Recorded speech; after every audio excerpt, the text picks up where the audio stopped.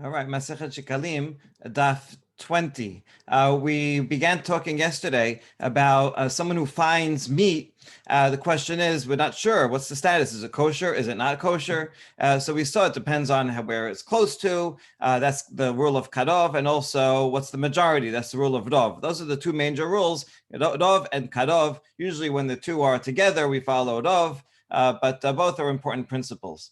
So this is a topic of basically basar shnit alem min ha'ayin. It's called in the Talmud Bavli and in Halacha, and it's very applicable today when you have deliveries of meat, and so now it's in the hands of a non-Jew or someone along the way. Can you assume that it's the same meat that was slaughtered kosher? It got to you, or was it switched in the middle? So it depends on all these presumptions. We're going to have now a few stories about this. Rav nechat letaman hamtun mikilin. Rav went to Bavel. Rav was he went back and forth because he was from Bavel, but he studied in Eretz Yisrael with Biuda Nasi, and then he went back and founded the yeshiva in Sura.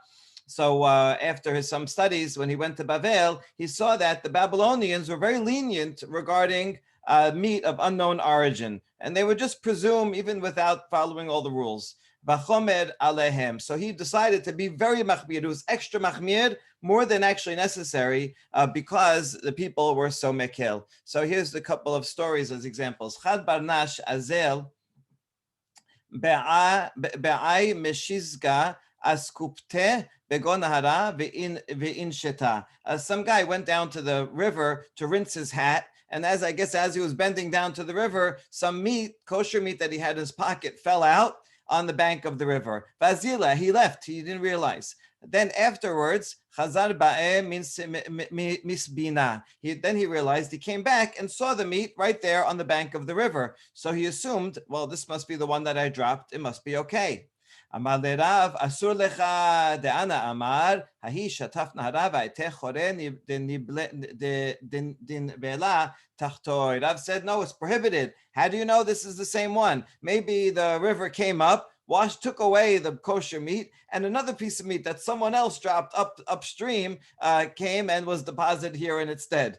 Okay, it's very unlikely that such a thing happened, but there's an example. Rav wanted to be so machmir to make an example that unless you're 100% sure, don't eat it. Another story. Some person was walking in the market carrying a piece of kosher meat. A kite bird came and snatched it right out of his hands. And he put it somewhere else. So the guy went and found it, and he said, "Oh, well, this is the same meat that the bird took. So he figured it's permitted." This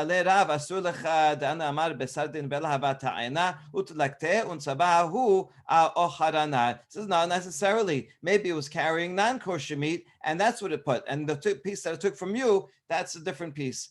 So here, maybe it's a little bit more likely than the river case, but nevertheless, Rav, even though the person assumed it was the same meat, Rav said, you don't know for sure, then you cannot eat it. Okay, other stories not involving Rav. Gina'eh shataf zikin. The Ginai River once came up and swept away some wineskins that belonged to Jews. Wine also, like meat, you have to know that it's kosher. Ata obada komeh Rabbi Yitzchak v'Rabbi Elazar amar yachakemun shefaya kitrehon. So Rabbi Yitzchak says you can't assume that it's the same ones that the river took, that these are the same ones that are found downstream. Maybe not. So you have to bring the wine dealers. The wine dealers would seal up the wineskins with knots. The knot was like a signature, right? You had a special knot that only you know how to make. So come and check your knot and then establish that, in fact, this is your wine, then it's fine. But if you don't recognize the signature, then you cannot assume that it's the same wineskins. Similar story, Nekonika. Nekonika could be a container of wine, similar to the previous story. It could be similar to the word naknik, which in modern Hebrew means sausages or hot dogs. So either way, ishtakach bechnishta debule. They found some of these hot dogs in the synagogue of the city council. So this is in Eretz Yisrael. So there was some synagogue that was connected with the city council. Anyway, it doesn't matter. They found it and they didn't know if it was kosher or not. Atal bada komer Rabbi Yirmiyah amar yitchakemun sekoraya abid tehon. Let the markers come and examine their work. So in other words, these sausages or containers were marked by the people who owned them, by the people who made them. And so if they can recognize their markers, then it's permitted. Otherwise, it's not permitted. So this is the source of the halacha nowadays. When you buy something, if you buy takeout from Uber Eats, from a kosher restaurant, they put a special tape on it that says, the name of this is kasher, the name of the rabbi, in such a way that you couldn't open it without ripping the tape. And so that's the siman that we use to avoid this prohibition. Gedi sedi ishtakach be'isrete de gufta v'tiru mishum sheneh devarim. One time a roasted goat was found in the street in this place, Gufta, and the rabbis permitted it. They had to permit it on two accounts. One, mishum misi'ah. Number one first is finding. If you find something, you don't say finders keepers. You got to go look for the owner, right? Unless there's no way to find the owner. So in this case, they permitted it. They assumed the owner did yush, and they permitted in terms of kashrut because of the majority of people that were there. We'll elaborate on these 2 points. Mishum mitziah, why did they permit it in terms of found property? The Taneh, the Braita teaches, Hamasil miyad ha'ari, miyad hagayis, meshunat hayam, meshunat hanahar. If you save something from that a lion had, right, and you go and you fight the lion and you take it. So whoever the lion took that meat from, that guy had yush. He said, okay, forget it. The lion got it. You happen to go and save it from the lion. Okay, then you can have it. Or from an army. Legayes in modern Hebrew means to draft, right? So gayes means an army. Army comes and takes your food. You don't think you're going to get it back. Or if it goes into a sea or a river, it's called a rocky one, meaning a stormy river, not a calm river that maybe it fell in, you might be able to get it again. A river that is stormy, has rocks, and is impossible to get. If someone does save it from there, so you can assume the original owner had yush and you can keep it. Ume isratia gedola. Isratia comes from the Greek word, the same as the word street. Ume pelatia gedola. This is the same as the English word plaza. So it's a very public area. Someone lost something. Once you lose something in Times Square, you're never going to find it. Forget about it. There's so many people. So if you find it there, you're allowed to keep it. Unlike if it's on a little side road, so then person says, oh, I lost it there. He assumes he can go back and get it. And so in this case, it was found in the street, in the public area, this roasted goat. So that's why they permitted it in terms of property. And since the majority of people that walked over there were Jews, so you can assume that whoever dropped it, we follow the majority. You don't need 100%. You just need that presumption. So therefore, we can assume that it was in fact from a Jew. And sure enough, when they investigated, it turned out it was from the house of Rabbi Yehuda Nasi who lost it. So in fact, they were correct in making that presumption that it was kosher. Similar story. Igul de Gubna ishtakach befundeka de Levi. There was a wheel of cheese found in the hotel. Right, the guy goes to a hotel. He says, "Hey, there's some cheese here. It's not marked. He doesn't know what it is." This is like that story of Al Azar, right? When he went to visit Walmart, right, and he got stuck. The plane got stuck. He's there for Shabbat all alone. He has nothing, no bread, no wine. He opens the drawer and there's a whole Shabbat meal that someone else had put there who didn't make it to the city. So he can assume that it's kosher because most of the buyers for Walmart are kosher, right? A.B. Casson left the food there because he had appendicitis. He had to fly home. Right. So he wasn't able to, and the food just happened to be there. And right, I'm sure it was marked, and so it was a Shabbat miracle. Okay, so this is a similar story. You have a piece of cheese in a public place in the hotel. Again, for the same 2 counts. Number 1, found property, and number 2, in terms of its kashrut. Again, we elaborate. The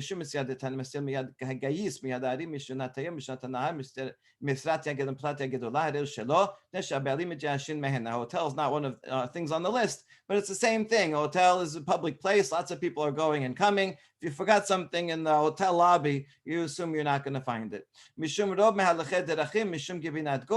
V'ishtekach min de Rabbi Elazar b'Rabbi Yosef. And in terms of its kashrut, happened to be in that area. Most of the traffic, most of the people that stayed in that hotel were Jewish, and so you can assume that the cheese was kosher. And sure enough, after they found out, it belonged to the Elazar, so it was kosher cheese.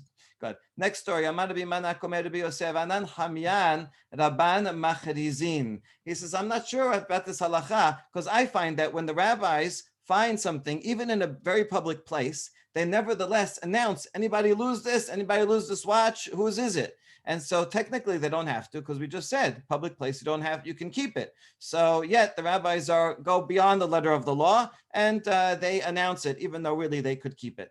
So that's what the Bimana said, right? How come the rabbis go and do that? Why they don't really have to? So the Biose responds to him and says, "At in havita mashkach lanasbat." He says, "You would do the same thing if you went in a public area and you found something. You wouldn't keep it for yourself. You want to try to return it to its owner. And I know that you would do that because your father did the same thing." Rabbi Yonah Abuch lo amar ken, ela amar halevai kad nashkach, nashkach min piyusa ulgava. Afilu ken ashkach vela neseb. Your father said one thing, but he actually did something else. Didn't he say? He didn't say this. He would say, I wish I would find something from the gate and outwards. I mean, I hope I find something in a public area. That way I could keep it. If I find it within the gate, in the private area, then I have to go and return it. Nevertheless, if he actually did find it in a public area, he wouldn't take it for himself. He would go try to find the owner. So this is the technical halacha, is permitted, but you should always go beyond the letter of the law and try to find the original owner.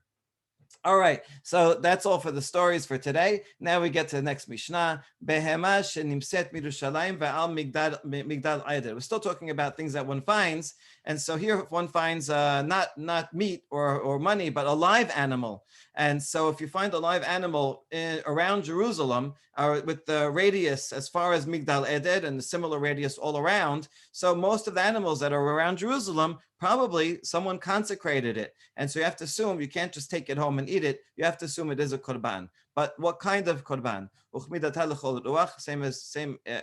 Same radius. Zecharim, olot, nekevot, zibche shelamim. You see, an olah has to be a male animal. So if it's a male animal, then you can assume it's an olah. And now nekevot, right? If it's a nekeva, then you assume that it's shelamim. Now, the truth is, shelamim can be male or female. So for nekevot, yeah, for sure that has to be shelamim because nekeva cannot be an olah. The male is a question here because if you find a male, then it could be an olah, but a male could be shelamim also. So that the Gemara is going to ask that question. So I'll keep that in mind.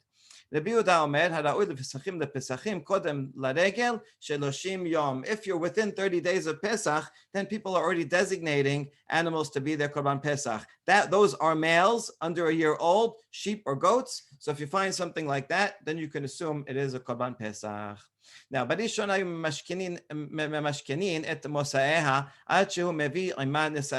so now you're walking around and you're doing it to Yule. You find near Jerusalem, you find a bull. So you say, okay, this bull must be an olah. So now I'll bring it as an olah because I can't find there's keepers, so I can keep it. That means I'm responsible though to bring it as an olah. Now I only found the animal, but yet you have to bring also wine and flour together with it. So now what happens? So here's what they did. The court would seize collateral from the finder to make sure that he would pay, he would bring the animal and bring flour and oil. So this is kind of like, when you win a car, but then you have to pay the taxes and the insurance and you end up losing more than you found. So yeah, you found something, but now you're going to have to pay. And the court would make sure you pay by taking your assets, seizing your assets and holding on to them. So this didn't work because from that, when they did that, when people found an animal, they would say, oh, consecrated animal, they would run away because they don't want to have to now pay extra for the wine and the oil. So this is not good because now these animals are getting lost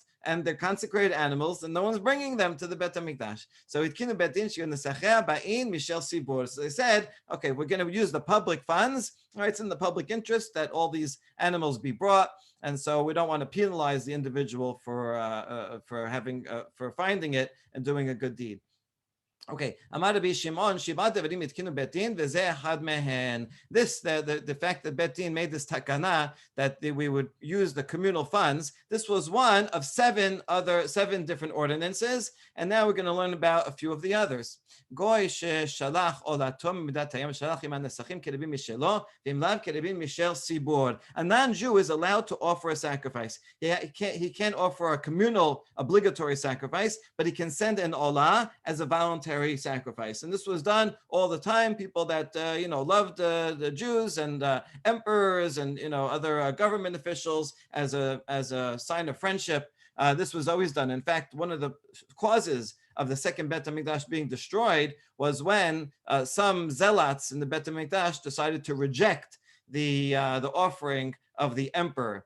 Okay, so this was done all the time. Now, the problem is, what if they send an animal, but they don't know all the halachot, they don't know how you have to send also wine and flour, and so they only send the animal, but not the wine and the flour. So now what are we going to do? Should we just throw away the animal? That's, first of all, it's consecrated, it's not good, and it's not nice to the guy who sent it. But he lives far away, so we can't get a messenger to go and bring it. So you know what? The court made a takana that the communal funds will provide for the nesachim, for the animal of the non-Jew who lives far away. If he lives close by, then I guess we would go and ask him for it.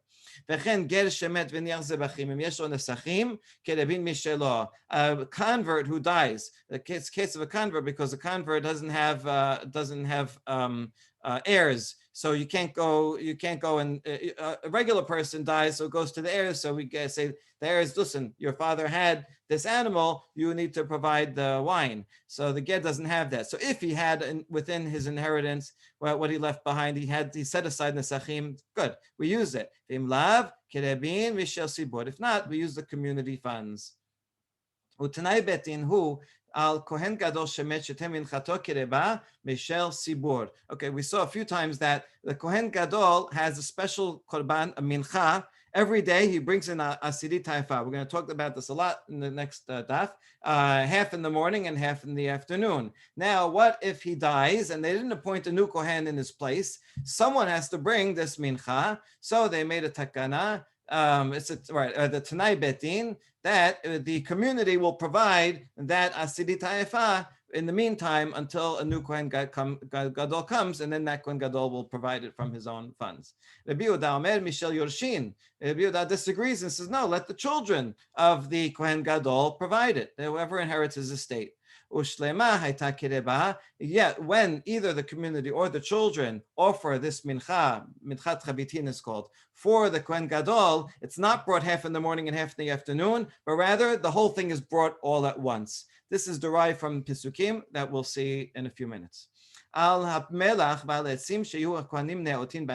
next ordinance, the takana, the fourth one, is that when the kohanim have a korban that they eat part of it, so they're responsible for cooking it, preparing it. So technically, they really should get their own wood to burn it and their own salt. But the Betin said, if you're preparing a korban that you have to eat, so then you're allowed to use the communal funds for salt and fuel for burning. And yet another, that the ashes of the red heifer, if someone uses it for themselves, it's not considered me'ila. We'll talk about that tomorrow. Ba'ot Mishel Sibur. If someone puts money to donate for birds, they want to bring these two birds, and in the end, the birds that they acquire are pasul for whatever reason, tameh or blemish. So then the communal funds will provide money for replacement birds. You don't have to go to the original guy to say, oh, you have to donate another bird or more money for another one. We saw Rabbi Yosef's opinion yesterday. He says, no, we don't use the communal funds, but rather the supplier. We make a deal with the bird supplier. Listen, we're buying in bulk. We're buying 1,000 birds from you every day, right? If there's any that have a problem, you provide the replacements. Okay, that's the Mishnah. That's all the 7 takanot. So now we begin with the first question, which we mentioned above. If you find an animal, and so you find that it's a male, so then you say, oh, we assume it's an olah. Wait a second, how can you assume it's an olah? A male animal can be a shelamim also. So, and you can't take an olah, even though olah is higher level, but if it's a shelamim, then you're supposed to eat it. And so now you're not eating something that's supposed to be eaten. So just like you can't, eat something supposed to be burned, you can't burn something supposed to be eaten. So how can you just assume that it's going to be an olah? So we're going to have several answers to this. The first one, he says, no, we're talking about a case when someone brings money. The guy wants to be very mahmir and, really do a good job. He finds this animal, it's a male, he doesn't know what to do with it. So he takes 2 piles of money, each one equivalent to the value of the bull that he found. And he says, if it's an olah, let its kedusha fall on this pile of money. If it's a shilamim, let the money go on this one. Then he takes each of the piles of money, buys other animals, one for an olah, one for a shilamim. And that way, no matter what that original animal was, he fulfilled his obligation. So this is actually not really what the Mishnah said, which is you can make a presumption. Rabbi Yoshua is saying, no, he's talking about someone who's mahmir. And so now this guy found something and now he has to pay, right? Twice as much for it.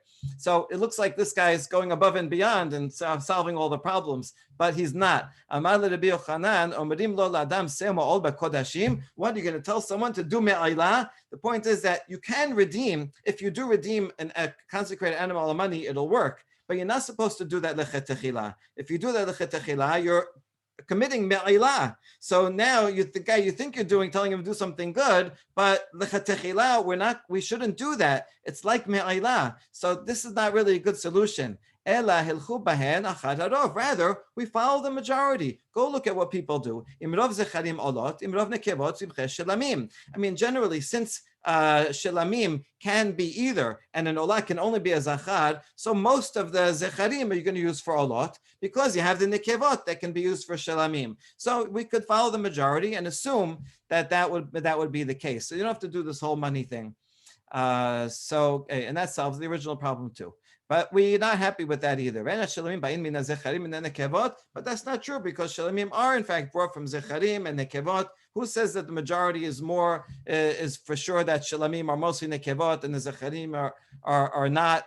So we want another solution. 1 minute, isn't an olah considered a higher korban than the shalamim? It is considered a higher korban, but never. So just take the thing that we had from the last case, where with the coins, always put it to the higher one. Right. So yeah, so just use that same logic. Right. Actually, we're going to quote the similar halacha now. But it's not. If you follow the majority and you make that presumption, great. But if you really don't have a majority, and you shouldn't do that, because even though it's a higher level, if you're supposed to eat it, you have to eat it. Right. And so now you're burning something that you're supposed to eat. You can't do that either. So there's a negative either way. So here's a better solution. You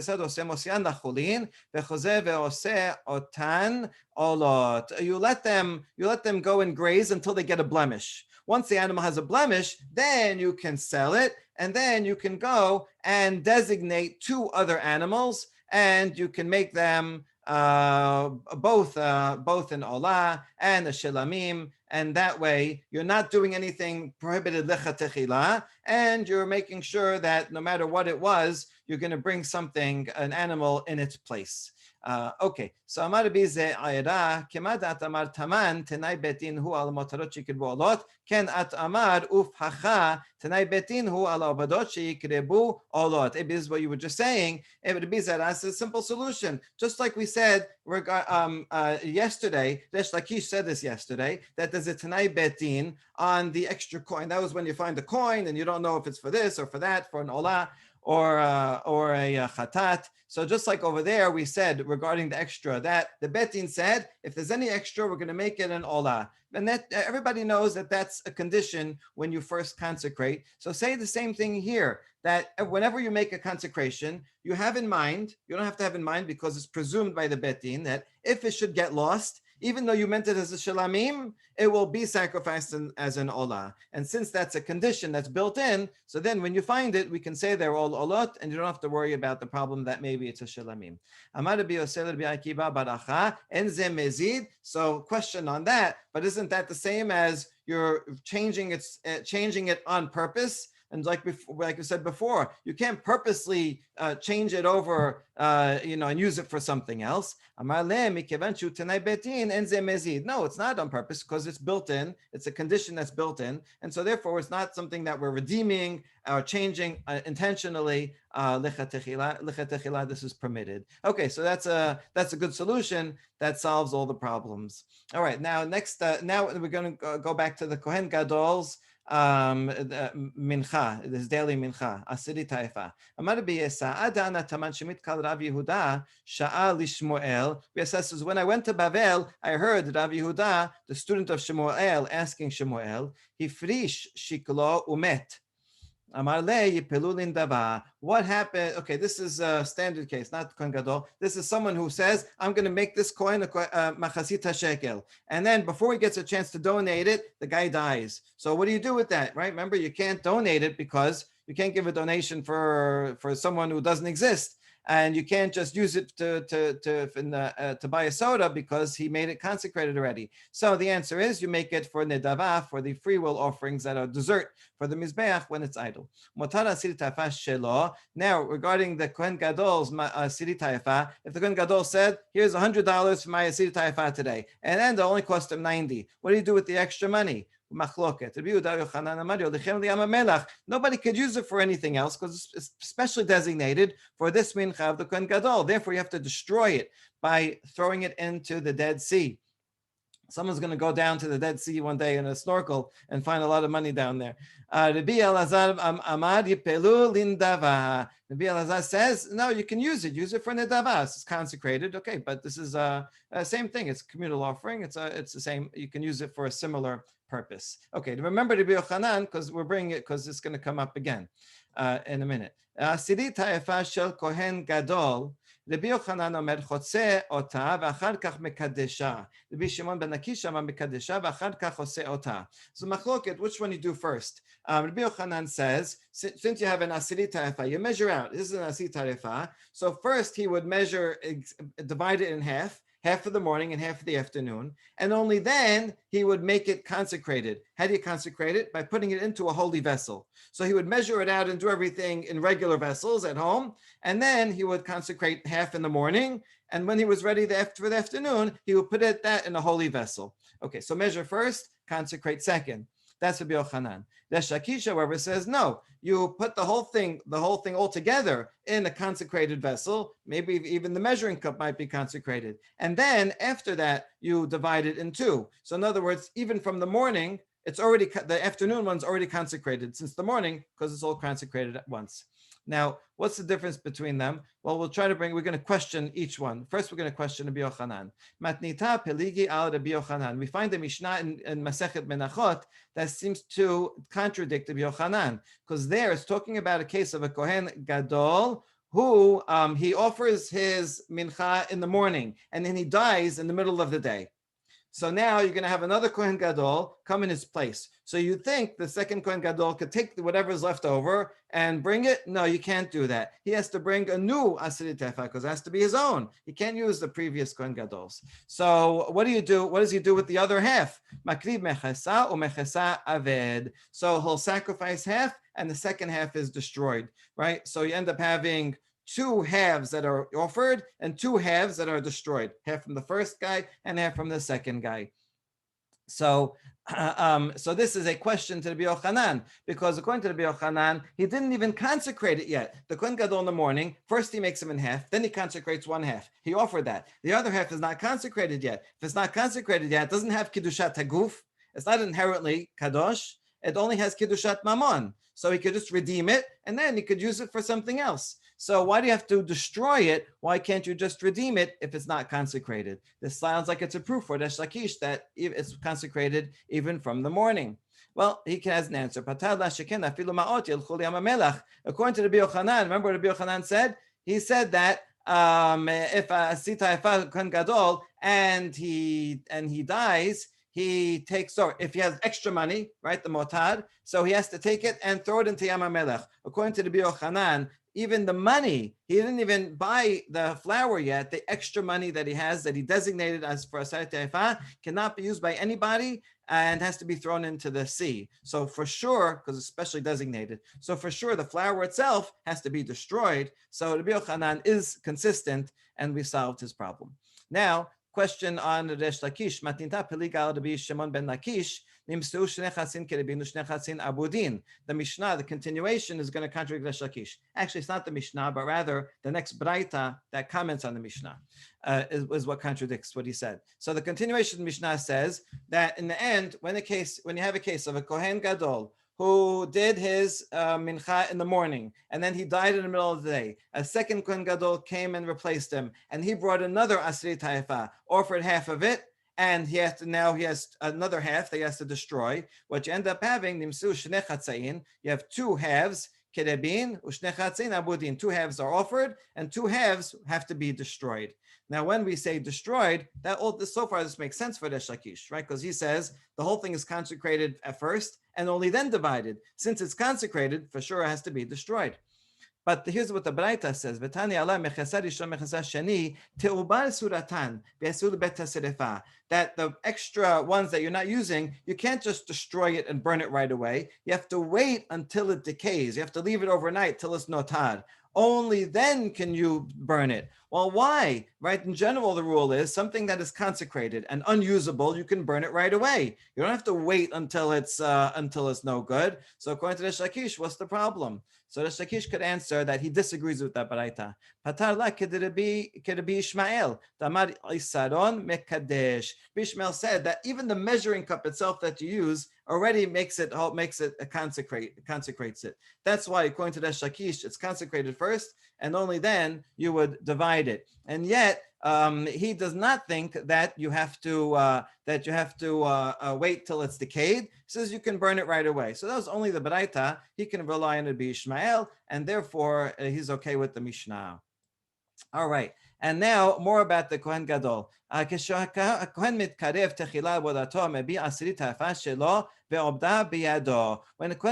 any Kohen, not only Kohen Gadol, first gets inaugurated on his first day that comes to work, he brings the same Asiri Taifa and he makes it himself.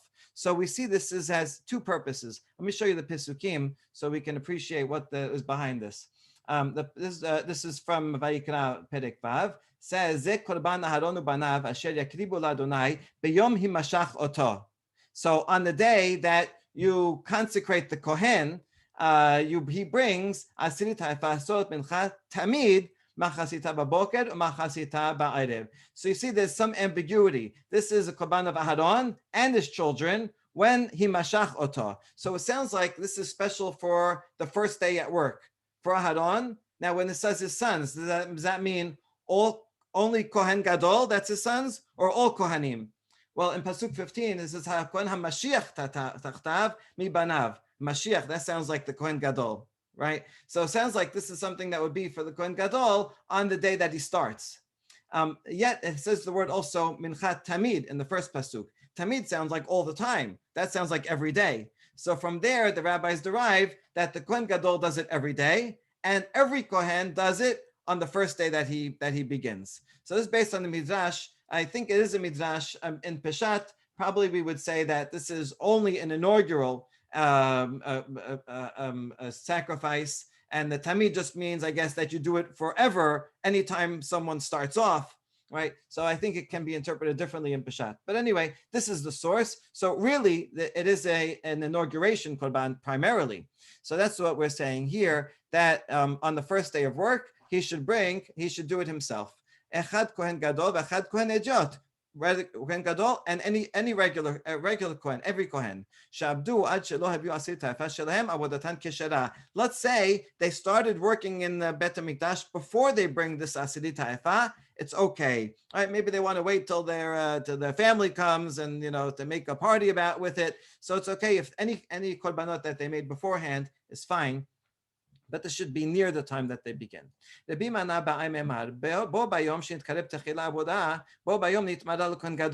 What if someone becomes Kohen Gadol on his inauguration day when he's first becoming a Kohen? I mean, I guess most of the time someone would be a Kohen for a while, and let's say his father was Kohen Gadol, and then after many years, right, his father dies, then he becomes Kohen Gadol. But it could happen, someone starts working as a Kohen and becomes a Kohen Gadol on the same day. In that case, he brings two asiri ta'ifas, maybe shetayim, achad lechinucho, achad lechobat hayom, one for his inauguration and one for his daily obligation as Kohen Gadol. Okay, so that's where you would see both. All right, now we're going to get into the details of how you prepare this meal offering. It's called minchat chavitin, which means on a pan. So if you look at the pasuk 14 says al machavat bashemen. So first of all, it's fried in oil on a griddle pan. Then it says murbechet, which means soaked. Soaked sounds like it's boiled. And then it says tufine, which means baked, right? Like te'afeh. The extra noon we'll discuss. So you have it's fried, boiled, and baked. So how do you do all these things? So first halakha is we learn the time. It has to be baked at the time that you're bringing it and not before daybreak. You can't prepare this before sunrise. You got to do it right in the morning, adjacent to the time that you bring it, which is with the korban tamid of shel shachar. Okay. Hamidu ose hemidu. Ose chabitin lasot chabitin. Wait a second. In Mishnah, in Masechet Tamid, it says they would assign the person who would make the chavitin. So it sounds like he's making it early, right? And that's why they're assigning his job even before daybreak. Answer, Amar Bichia Baracha lasot chamin l'rebucha. No, he would just heat up the water for boiling. It takes time to heat up the water, so he would start that process before daybreak, but he wouldn't actually boil the dough until it was time for it to offer it. Okay, there's the boiling. Now we're going to deal with the frying and baking. Tufine the bi yesa b'shem Rabbi Chanina. We're going to have Chanina metagena v'achad kach ofeh otay. It says first you fry it and then you bake it like donuts. Right? Rabbi Acha b'shem Rabbi Chanina ofeh ota v'achad kach metagena. Says no, first you bake it and then you fry it. Okay, machloket about the order that you do it. Now we're going to have three opinions on what the word tufine it means, but we're going to relate it to what the machloket we just had. Tufine te'afena na. What's the extra nun over here? This tufine. It means you should bake it when it's half cooked. Na means raw or half cooked. So that according to that, first you'd fry it, not fully cooked, and then you bake it. Fry, then bake. Rabbi Omer te'afena na'a. You should bake it when it's nice. When it's nice, meaning when it's plain, before it's fried, first bake it and then fry it. Rabbi Dosa Omer te'afena riba. Te'afena, bake it a lot of times. It's going to go through a lot of cooking processes. Okay, so these first two opinions match up with the previous two opinions. Achat ilen palgevata kihinen palgevata. This dispute matches the previous dispute. The one who says it means you should bake it when it's nice and beautiful. That's when it's just you didn't cook it yet. It's just raw. And then keman damar ofa. So that means you bake it first when it's raw, and only then you fry it.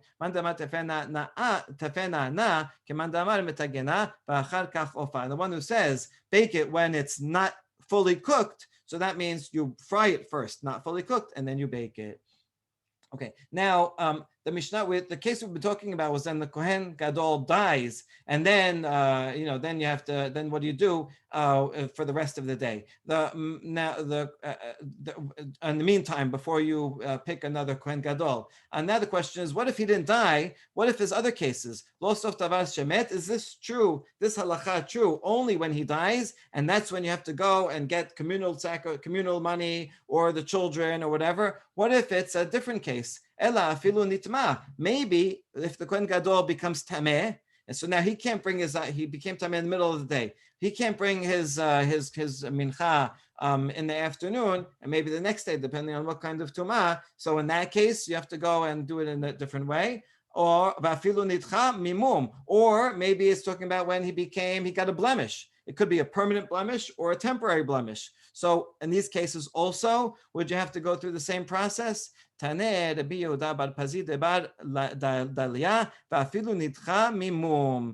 baraita that he taught that if he got a permanent blemish, it would be the same thing. Then someone else would have to go and bring another asiri taifa, but only if it's permanent mum. If they just became tameh, then you wouldn't have to. You wouldn't have to get someone else to go and bring another asiri taifa because he's just tameh or it's just a temporary mum. So then you could just wait till he's okay, and you don't have to bring that replacement. Okay, good. So the Mishnah mentioned that the Kohen Gadol dies and they didn't yet get someone else. That someone has to bring this asir taifa, and it goes from his heirs. What's the source for that opinion? Tamud Omar mi banav, right? If you look at the last pasuk, v'kohen hamashiach tachtav mi banav ya'aseh ota. Now, in Peshat, the word mi banav means that the next Kohen Gadol is going to be one of his children. So one of the children becomes Kohen Gadol, then they bring it also. But we learn here from the Midrash learns from here that before they yet appoint maybe which son's going to be it, maybe it could be his brother that will do it, so that the heirs have to pay the money for the asiri taifa in the meantime. Now,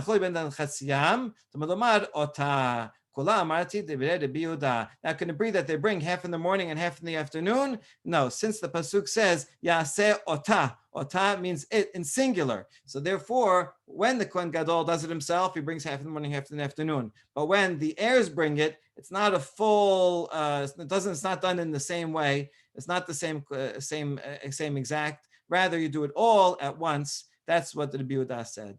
Rabbi Shimon Omer, "Enaba ela mishel sibur." In the Mishnah, Rabbi Shimon said that is brought from the communal funds. How does he know that? Shene'emar chok olam. Right later on in the same pasuk, it says mi banav yaseh ota chok olam in pasuk 15. So chok olam, this is a statute forever. So what does that mean? Misha berit kiruta lo, and that means it's made with with whom the covenant was made. Hashem made a covenant not with individuals, but rather with the whole community, right? It's only if you're saying chok olam, no one person can agree to something forever. Only a community can that has a corporate identity. And so chok olam teaches that it's an obligation on the community to make sure that this mincha of the Kohen Gadol is brought every day. If the Kohen Gadol dies and there's no one in his place, therefore it comes from the communal funds to provide for that. That's a very beautiful derasha, right? The best about the berit being made with all of the community.